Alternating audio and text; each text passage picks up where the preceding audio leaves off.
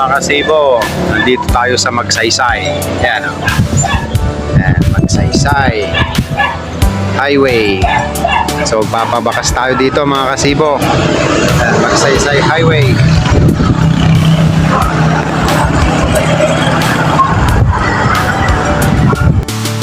So mga kasibo, dito natin ilalagay ngayon yung pangatlong bakas natin. Una dito sa bypass, pangalawa dun sa pugo, at pangatlong bakas natin mga kasibo ilalagay natin dito sa Magsaysay Highway. Yan. So alright, sa mga nakakapanood nito mga kasibo, ano pang hinihintay nyo? Puntahan nyo na, paunahan na lang mga kasibo dahil mayroong itong sticker at pang merienda.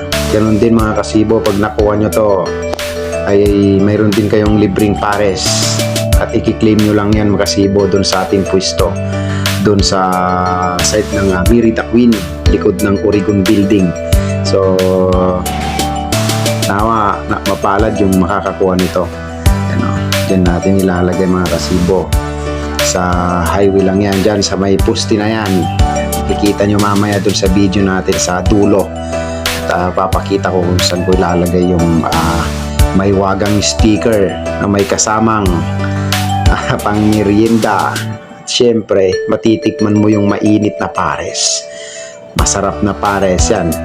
Ito yung palatandaan natin mga kasibo, yan, Lions.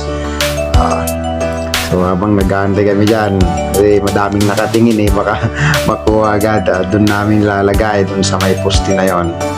So ano pang inaantay natin mga kasibo? Puntahan nyo na, baka maunahan pa kayo ng iba. Yan.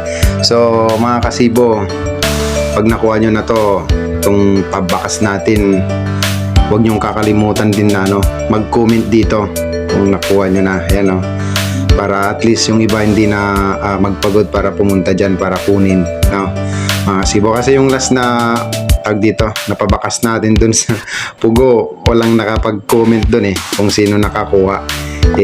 Dami pa namang pumunta dun para tignan din, sayang. Kaya yung sabi ko, yung unang nag-chat wala na dun, sabi ko pumunta na lang siya dun, ako na lang magbibigay ng pares. So mga kasibo, huwag nyo kakalimutan na mag-comment kasi may nilagay ako dyan sa likod ng sticker. Yan yung Facebook account natin. So maraming salamat at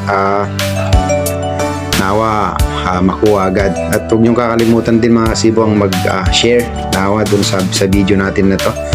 Mag-share and follow para at least dumami yung followers natin at madami pa tayong matulungan.